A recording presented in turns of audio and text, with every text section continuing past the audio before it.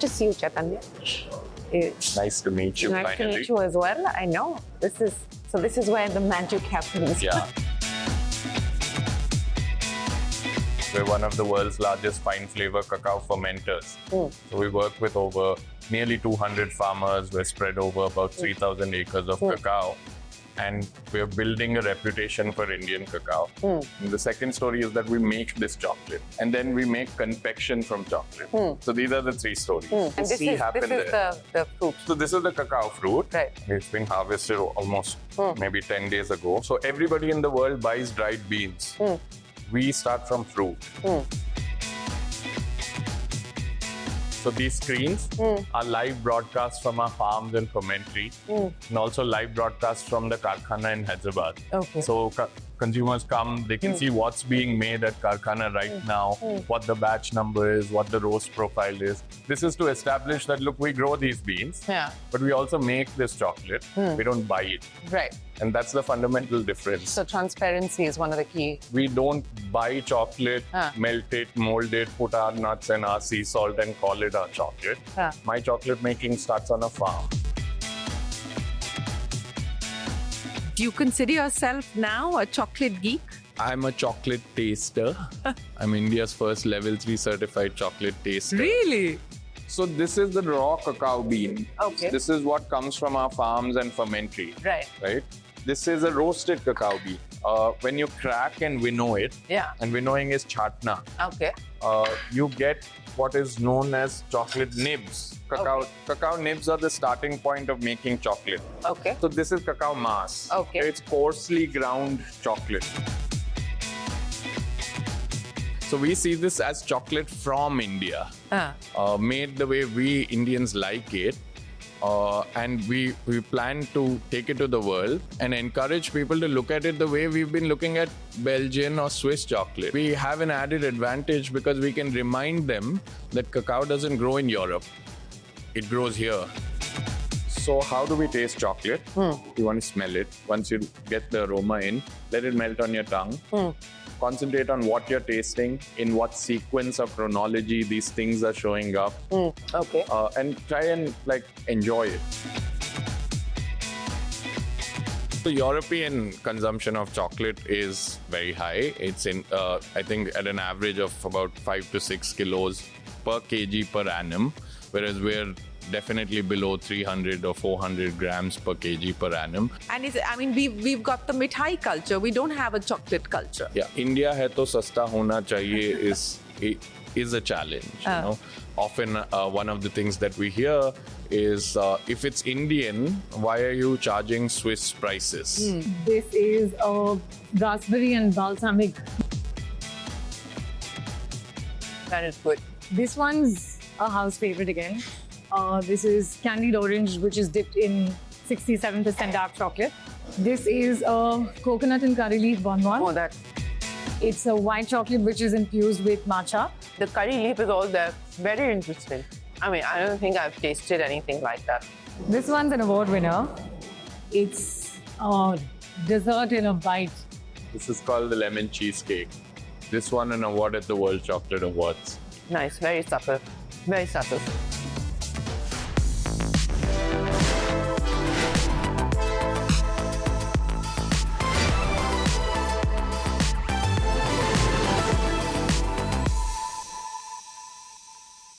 Well, they say happiness is just a chocolate bar away. And today we're joined by someone turning that joy into a world-class, handcrafted in India experience. Chaitanya Muppala, founder of Manam Chocolate, is reimagining how India sees and savors chocolate one bite at a time. Manam means we or us in Telugu, a name that reflects Chaitanya's collective dream, putting Indian cacao on the global map. From farm to ferment, from bean to bar, Manam claims it is much more than that. It hopes to become a flavorful movement, one that celebrates Indian farmers, regional terroir, and the forgotten soul of chocolate. In a world of factory-made sameness, Manam is hoping to craft complexity rooted in the sweet, pulpy heart of the cacao fruit. With 250-plus concepts across 45 categories, this is just the beginning. To talk about creating a premium made-in-India brand, please please welcome Chaitanya on Young Turks Reloaded. Chaitanya, it's great to have you join us here on Young Turks Reloaded to talk about all things chocolate and storytelling associated with making chocolate in India. But I want to start at the beginning. You know, as you were saying, you don't just wake up one day and say, I want to get into the chocolate business in India. Now, you've had a history of being in the confectionery business. Your family runs Almond House. 30 years of that legacy, which you decided then to segue into chocolate.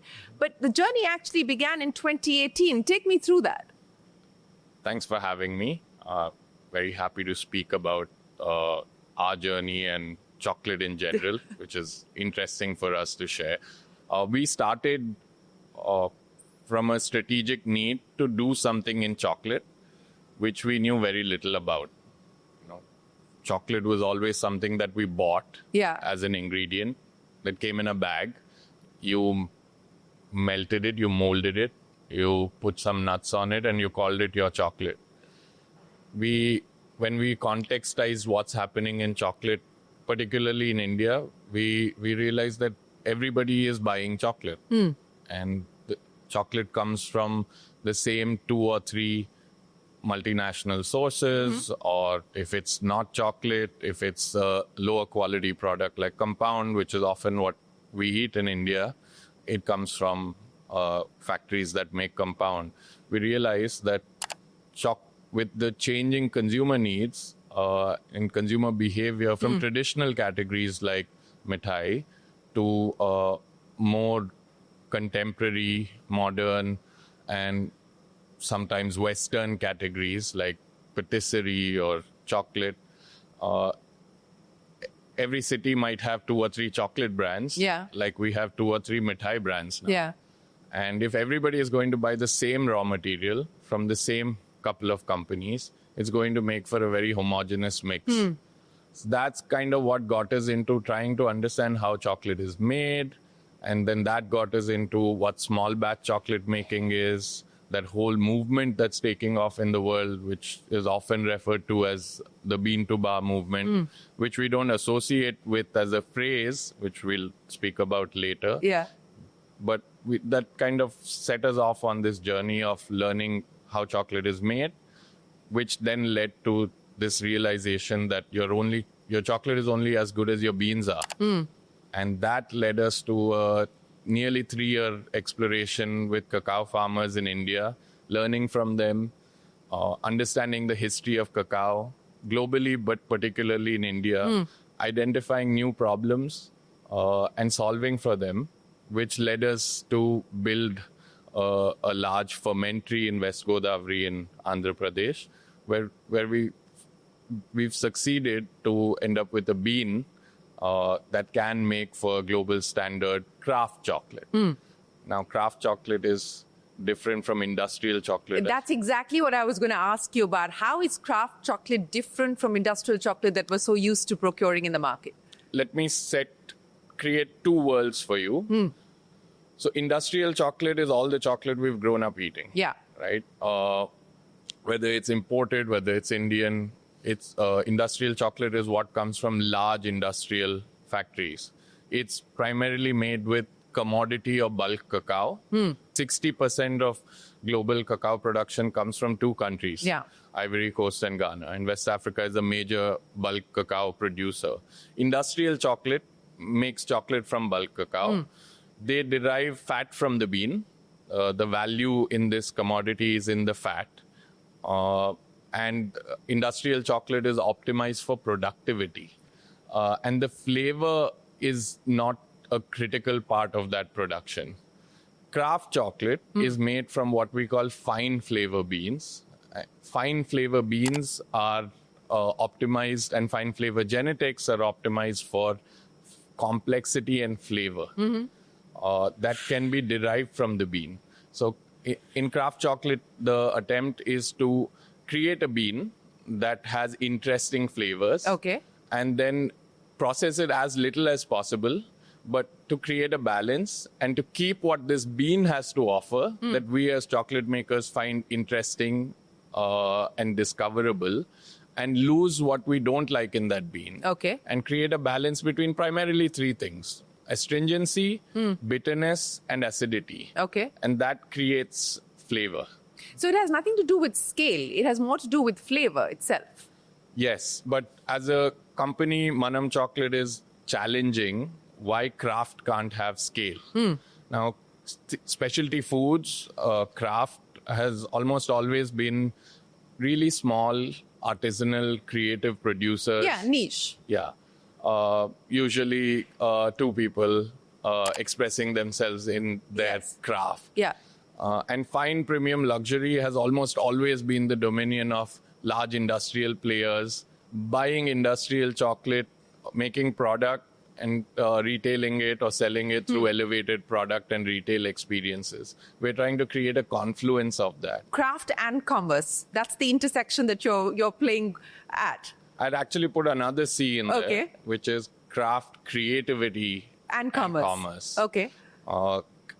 We truly believe that creative is one of the key players in this confluence. So it's how we tell our story, how we communicate it, and how we can build business models around that story. So let's talk about the business model. But before that, let's talk about the problem that you've tried to address. Because as you pointed out, you go well beyond the bean to bar phraseology.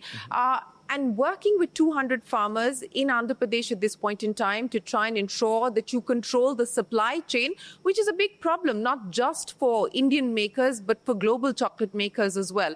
What's that experience been like, and what's been the problem that you've tried to address in your way? Because I believe that's a key differentiator for Manam. Most of what we grow is bulk commodity cacao.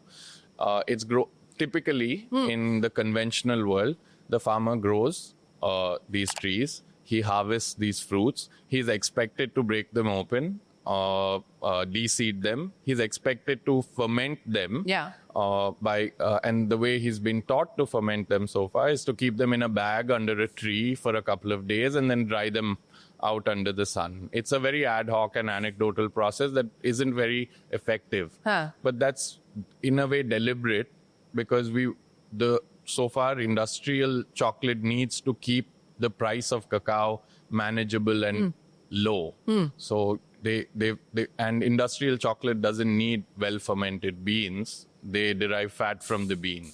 So when we got in, we realized that there are a couple of problems to solve here. One is stems from the genetics and the history of how cacao came to India. So we have poor genetics in India.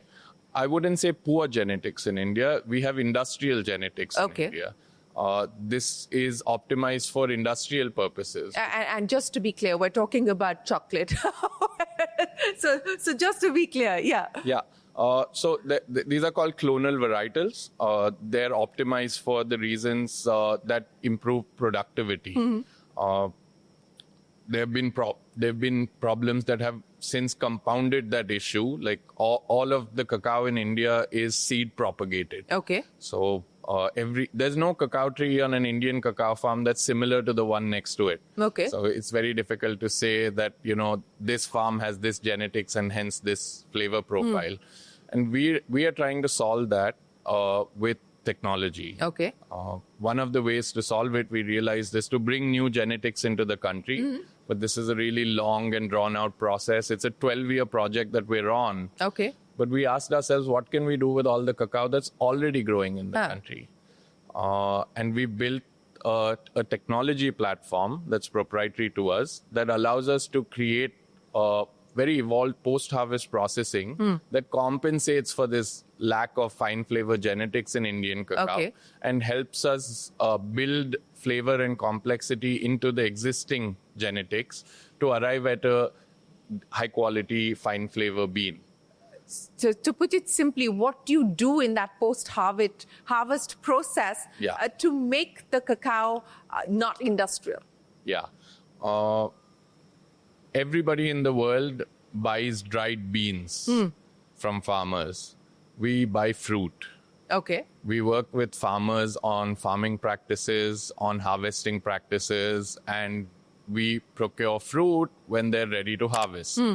we bring those fruits to our fermentary in this village called Tadkalpudi in West Godavari, where we've taken over a 70-year-old tobacco warehouse and converted it into this state-of-the-art cacao fermentary. It's a beautiful building. It's got an Art Deco facade, and that facade is part of our packaging. You'll see the Golden Tobacco Company is what it was called. So we break these fruit open. We have digital tools that help us track what we're doing with each of these lots. And we do what is known as step fermentation. I don't know if you can see that, but those steps. So we have an array of these boxes, about 200 of them. Each of those boxes goes through a different enzymatic and metabolic activity. So we ferment these beans. This fruit tastes nothing like chocolate. It tastes very unique. It tastes like mangosteen and lychee and custard apple. It's a seed that's covered in this sugary mucilage.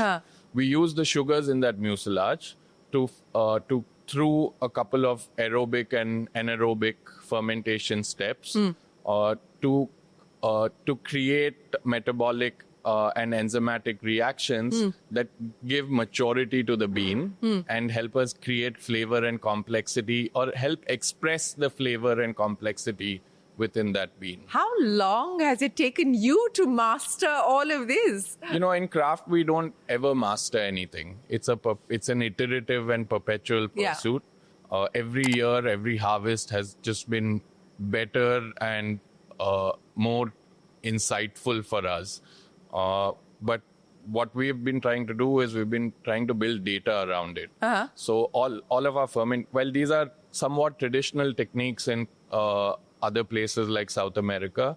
We've built sensors around these boxes. We're collecting data around pH values and sugar content values and temperature curves. And we're trying to use this data to help us make decisions that can predictably tell us what outcome we will get.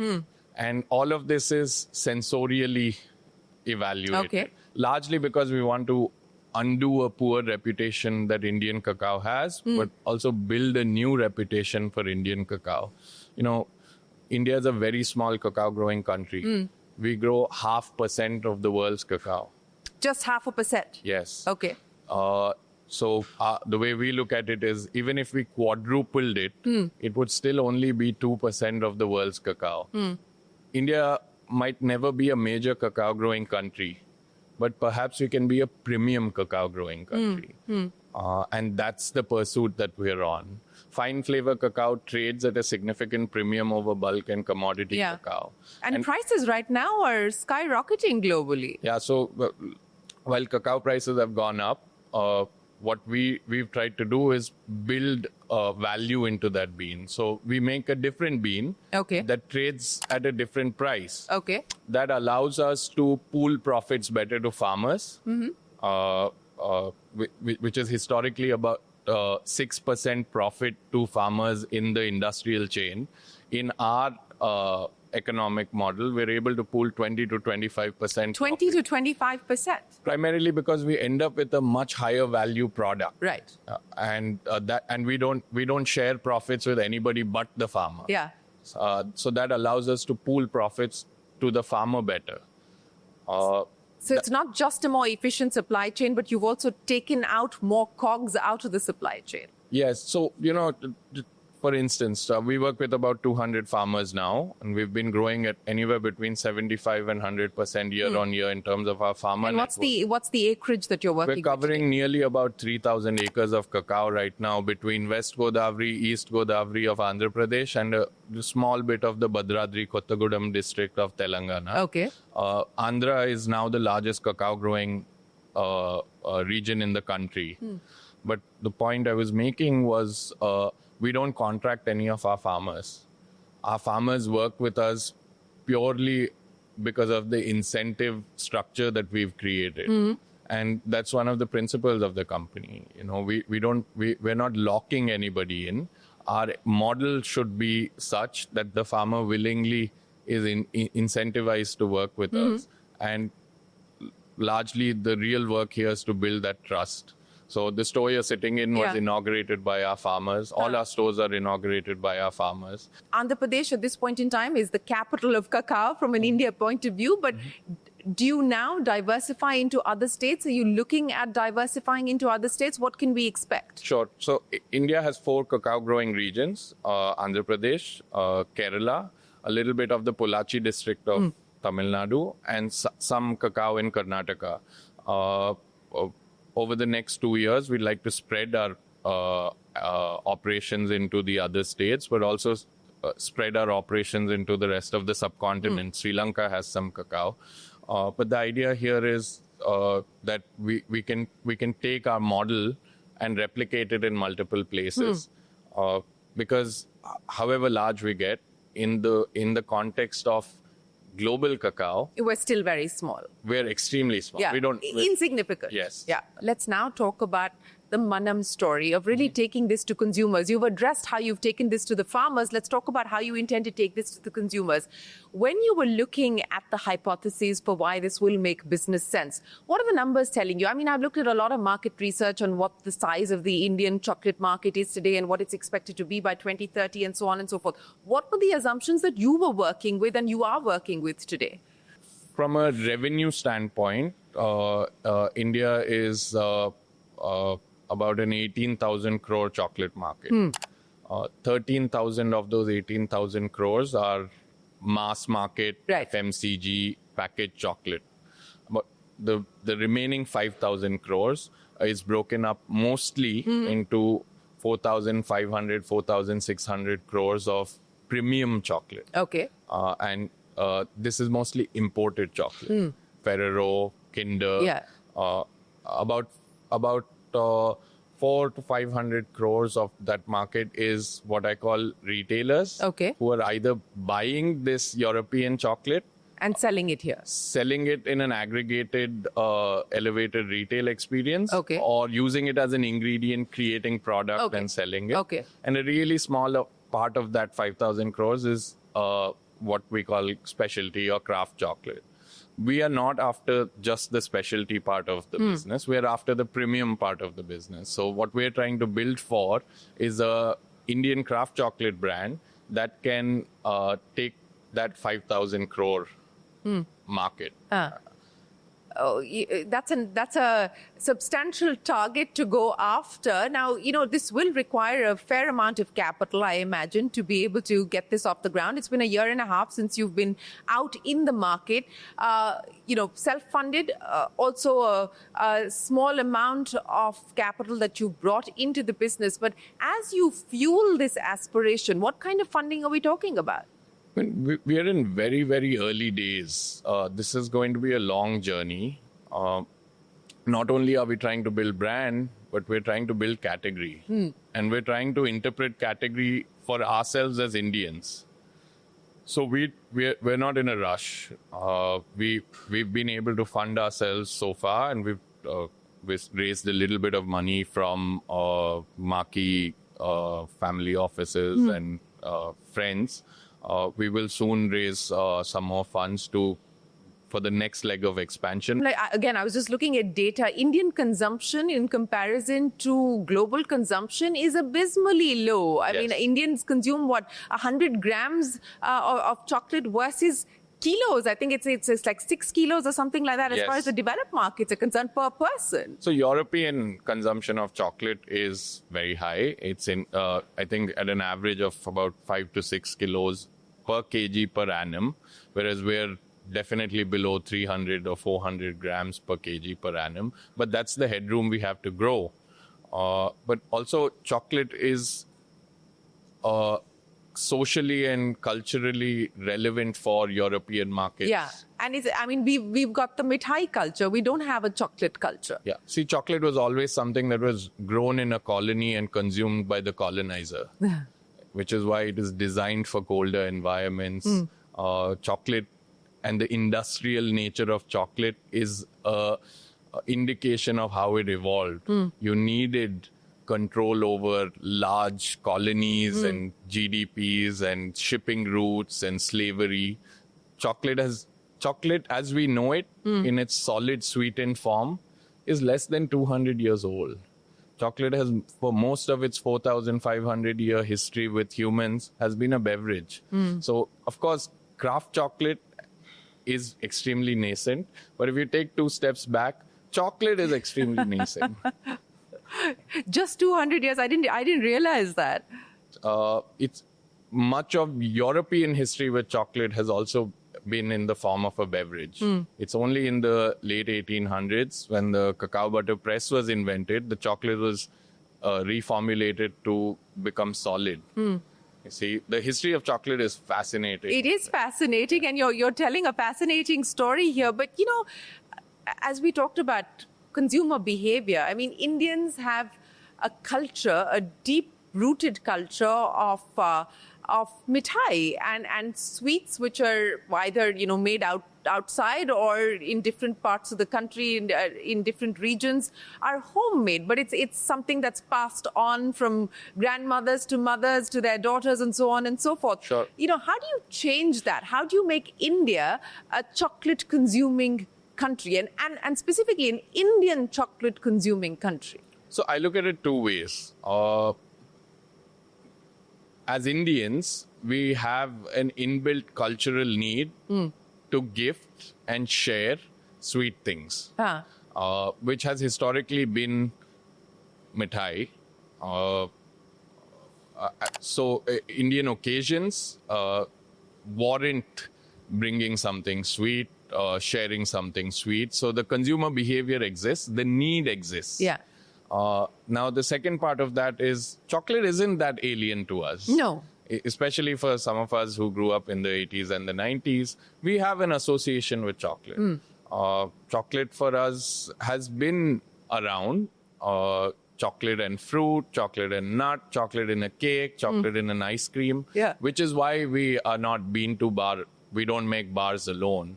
It's about the versatility of this ingredient that we can express in all of these categories and all of these products. You know, you're right in pointing out that it's not alien to us culturally. I mean, and even you know, the MNCs have been trying to seed the idea of kuch meetha ho jaye with chocolate.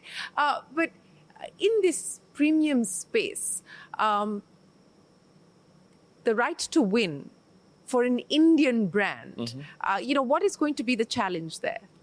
I actually think, and this is something we speak about often in the company, is that we think we have a good chance of success, not in spite of being in India, but because of it. Particularly because we're building a premium business in the early years catering to urban tier 1 India, which has this perfect mix of upwardly mobile, well-traveled, aspirational consumers who are seeking and are desirous of experiences that they can discover, but also call their own. Right? So we see this as chocolate from India, made the way we Indians like it. And we plan to take it to the world and encourage people to look at it the way we've been looking at Belgian or Swiss chocolate. And we have an added advantage because we can remind them that cacao doesn't grow in Europe. It grows here. And that we can articulate product that is culturally relevant to us, but is of a world-class and global quality. And I don't think that's very far away. So, you know, chocolate from India for the world, if that's the aspiration, how do you tell that story? We begin in India. You know, we create experience and these stores are an articulation of that to start acclimatizing ourselves to realizing that we can rid ourselves of our vestigial colonial hangover of fantasizing about European things and start owning high quality product that comes from India. So we build these larger than life experience centers where people can come and see the versatility of this ingredient in its varied form, taste, smell. We create experiential assets. The Manam classroom is one such asset where we do workshops, profiling sessions. We teach people how to taste chocolate. Most of our positioning starts at a palate level. And one of those balances that we are trying to create are a balance between familiarity at a palate level with the inventiveness and the newness of craft chocolate and complexity. So at the palate level, how would you describe Indian chocolate or Indian taste today and what you're attempting to do with it? Yeah, so the Indian palate, I would differentiate between Indian chocolate because we're evolving at both levels. Right? Our current familiarity with chocolate is a milk chocolate. Yeah. What I like to call a chocolatey chocolate. Super sweet, super smooth, velvety. And these are some of the things that we as craft chocolate makers do differently. Every chocolate maker has a style. And our style is to make chocolate the way we remember it from our childhood. So what is the Manam style? So we position ourselves to balance these familiar notes of caramel and jaggery and cashew nut that we are evolving from this bean, but start pushing the envelope with these new interesting complexities of grapefruit, orange juice. But, when I describe these, and for a lot of people, these may be alien. Yeah. These are not flavors that I'm describing in the confection that we make, but these are flavors that are evolving from the bean that we're working on. Then we take this chocolate and we make product that, of course, rely on our familiarity with some ingredients that are Indian, but we are very careful to not be reductionist of our own conception of ourselves as Indians into Kesar and ilaichi and cardamom and or chocolate rasgulla or chocolate samosa. That God forbid, so chocolate samosa. You'll be surprised. Really? But that raspberry or salted caramel or peanut butter and jam are very much as much Indian today as they have been American for the last 100 odd years. So we have a balance in our flavor development and product development cycles. But at the same time, we embrace ingredients that are that have resonance for us as Indians, and we do it in subtle and interesting ways. For instance, we tell stories through ingredients, and these stories run through product categories. So one of them is the curry leaf. We make a curry leaf and coconut bonbon, which is a curry leaf infusion in our creamy white chocolate single origin West Godavari with a coconut crunch. That carries on into a curry leaf shortbread cookie that we make. Similarly, we're obsessed with this banana that grows in the West Godavari region called the Chakarkeli banana, which we grow around our cacao. That we bring that banana and we express it in 8 or 9 different products.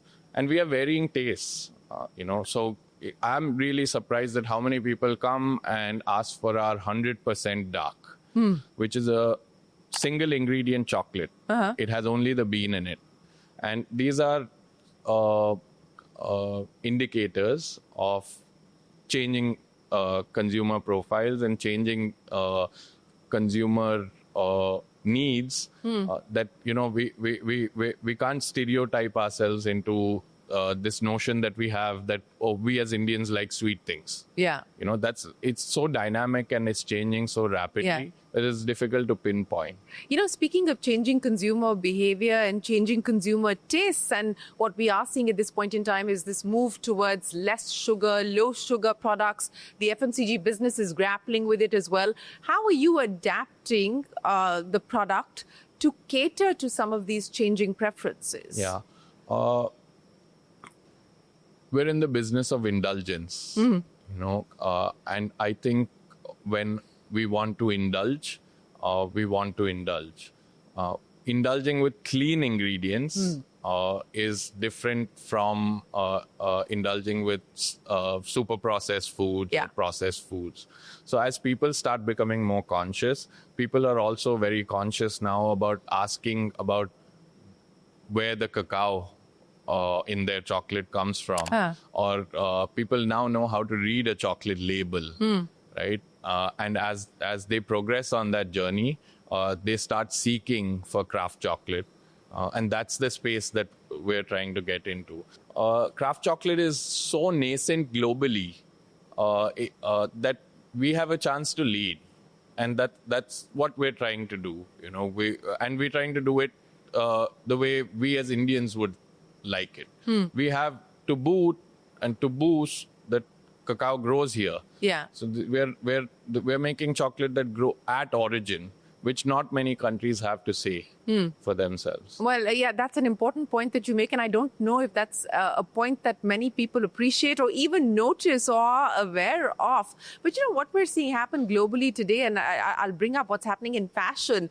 I mean, whether you've seen the Prada show or the Louis Vuitton show, I mean, there's Indian interpretation, Indian-inspired design motifs. The Kolhapuri chappal is on the runway, and there is a growing backlash that there is no acknowledgement of the Indianness or the Indian origin of what has actually been showcased on global fashion runways today. Do you see this as an opportunity to kind of break out with your story? I think the notion that India this association between high quality craftsmanship and India is building now, but also we're pursuing excellence in every craft, and I think it's not long before India is associated with craftsmanship and quality at scale. That was the point that I was coming to. I mean, we are associated with craftsmanship and quality, but not at scale. And what do you think it will take for us to be able to get to that point? Perseverance and a lot of people doing a lot of things in different categories, which we are seeing happen across. We're seeing it in apparel, we're seeing it in leather, we're seeing it in so many different categories. That pursuit of excellence and that association with India and excellence it'll take generations to build, right? And we're only one part of that longer story. To make a product desirable and move beyond just the price or the value aspect associated with it, which is what has been associated with the Indian customer for so long. How do you make that breakthrough? What do you believe will be the key challenge, but also the key opportunity for somebody like you as you make that breakthrough on making something desirable, aspirational even? So, yeah, India hai to sasta hona chahiye is a challenge. Often one of the things that we hear is if it's Indian, why are you charging Swiss prices? Are you charging Swiss prices? We are at par. But then what we need to establish is that the Swiss chocolate that we are consuming in India has 30% import duty loaded into it. And to boot, it's industrial chocolate made from bulk commodity cacao. Whereas this is what we do at Manam Chocolate is fine flavor cacao transforming itself into craft chocolate. And this is award-winning chocolate. We won over 20 awards at the World Chocolate Awards. Our karkhana in Hyderabad is on the Time Magazine World's Greatest Places. We're trying to do world-class things in an Indian concept, in an Indian context. While it is a challenge, I don't see as it being something that needs to be proactively addressed. The product should speak for itself, and it's how we create the product, but also how we deliver it that creates that aspiration. So we create these large experience centers, right? The Manam Chocolate Karkhana in Hyderabad is a 10,000 square foot hyper experiential space. The store that we've just opened in El Deco Center in Delhi is also experience driven. There are pipes of chocolate running through the store. I know, there are pipes of chocolate, quite literally. 67% dark chocolate, West Godavari running in the middle pipe, milk chocolate on the other pipe, and a 40% creamy white chocolate on one of the pipes. So there are pipes of chocolates running right through this facility. So they go to the patisserie, they go to the beverage bar, they go to different stations, and they're tapped off. And all of this is experience that we create to create this larger than life sense that this is world-class chocolate, but it's also giftable, it's gift-worthy, it's aspirational. It comes in packaging that is beautiful, but also tells the story. You know, most of our tablets, which is what we call our bars, have a QR code at the back that if you scan, it takes you to the farm that the cacao in that exact bar has come from, the date it was harvested, how it was fermented. It tells you that story. We're also building an identity for Indian cacao at distinct origins, which is the agri side of this business. And India has traditionally seldom exported cacao. In this past year, we've been able to export fine flavor cacao to Switzerland, where a major Swiss chocolate brand is going to make a single origin India bar. Using using cacao. our beans. You know, distribution has changed the game as well. Today, you can order online, you can order in 10 minutes and so on and so forth. So how much of that has also enabled you to kind of accelerate your business plan, especially at the retail front? Yeah, I think with the maturing of cold chain in India, we're just in the right time to be able to build a craft chocolate business in India. We ship pan-India from our website to most major metros, but primarily we're an experience-driven brand, and we're establishing brand and we're establishing category right now. We love for people to shop online, which they do. It's an important part of our business, but we also want people to come and experience and feel and taste the product at our stores. So, you know, early days, what's the kind of revenue that you're looking at today? But more importantly, as you pointed out, this is the long game for you. What's the aspiration size-wise for this business? We're in our second full financial year. We're running at a 50 crore ARR right now. We've been growing about 130 to 150% year on year. We expect to continue that trend for the next 5 years. We think we can safely build a 500 to 700 crore business over the next 5 years, particularly around the premium segment. But we have multiple revenue streams. We export the bean. Then we make chocolate, and we're trying to build a Horeca business around the Kovecha chocolate. We want hotels, chefs, restaurants to use this chocolate. Then we build our own consumer business, which is divided into various categories. So chocolate and gifting is what we're primarily building. Patisserie is one leg of our business. And we have experience centers with cafes, which is another part of our business. We're building out business around Indian consumer needs and behaviors, weddings, and gifting around weddings, events around weddings is a business that we'll be building this financial year.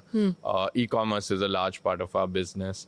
So, you know, as an entrepreneur, what is the thing that you're worried about, or what sort of gives you a nervousness at this point in time? And what is the thing that you're most optimistic about as well? And are you more optimistic or more pessimistic today? I'm not very worried about many things. You know, I have some phenomenal colleagues who really do a lot of this work. We have a very passionate team who builds all of this product and builds all of these experiences. You know, we talk about category building, we talk about brand, we talk about consumer-facing strategy, go-to-market strategy, but most of our work my work is around building institution, building organization, trying to build a world-class company while we make world-class chocolate. That's really a lot of the work that I do. I'm not really worried about many things because it's an open field. And everything is just right for us. The timing is right. And we're in the right place at the right time. We're very bullish about where we are as an Indian consumer business. Right place at the right time. So do you consider yourself now a chocolate geek? I'm a chocolate taster. I'm India's first level 3 certified chocolate taster. Really? But now I have colleagues who are also certified, and they're much better tasters than I am. I think anybody in craft is a little geeky, and that's also it's a reflection of our Indian schooling sensibility, where we're all kind of mini engineers. We solve problems. We're geeky about most things. Everybody on the team is very geeky about chocolate. Are there stories, are there brands, are there people, businesses that have inspired you to do what you're doing today? Most of what we do is fueled by inspiration, right? It may not be particularly around food or this category, but there are some phenomenal Indian brands that have really done what we're trying to do with chocolate. Which have stood out for you? We were speaking earlier about Sula, the winery. Yeah. That's a really inspirational story. We see brands like Mokobara doing phenomenal work around building modern Indian identity around products that are made for us without, again, reducing ourselves into something stereotypically Indian. We see craft brands. There's, I'm not sure if you follow this leather brand called Napa Dori. Of course. They're a Young Turk. Very inspiring. Yeah. And this is that community that, we want to be part of. Where everybody has got their head down and doing really good work, making really good product that, respects the responsibility that when you say Indian, you're carrying a flag, and you can't fail because you'll be doing a disservice to everybody else. You feel that responsibility? Oh, very much. So a chocolate a day for you, or is there chocolate detox as well through the week? So we don't really eat chocolate. We taste chocolate. So What's the difference? So in craft chocolate, we say melt, don't munch. Okay.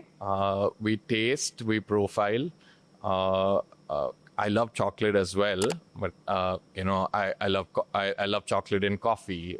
I love chocolate in ice cream. I'll indulge myself, but we try to we generally don't eat chocolate. You know how they say "Gar ki murgi dal barabar"? Yeah, it's that sort of a situation. Well, it's been an absolutely fascinating conversation.